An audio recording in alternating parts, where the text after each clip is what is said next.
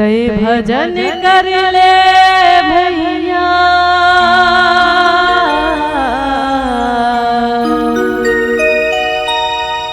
तोरे जिंदगी के नैना ठिकाना।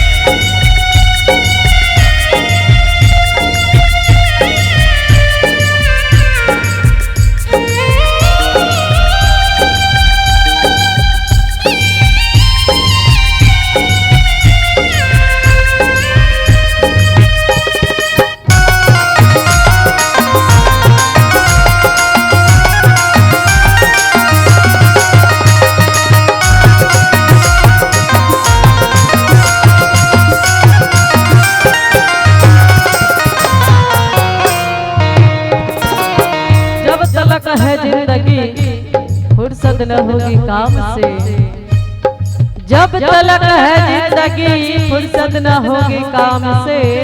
एक घड़ी ऐसा निकालो कि प्रेम कर लो प्रभु राम से, प्रेम कर लो प्रभु राम से।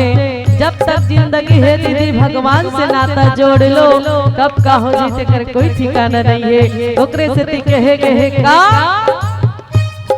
कौन जाने कबे रहे भैया तलल के चले जाए, तलल के चले जाए। होगे गई ते हो कौन समझ नहीं पाही, कौन समझ नहीं पाही।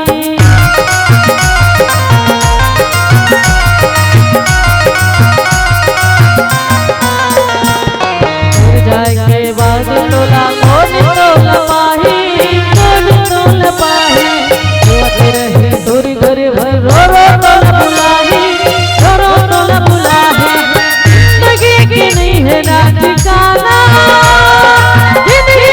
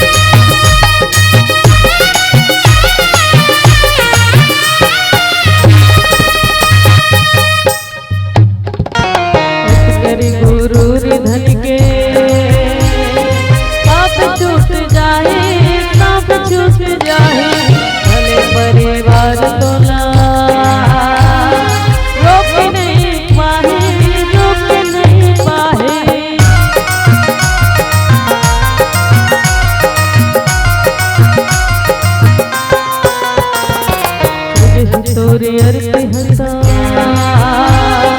घर भर चिल्लाए जिए जिए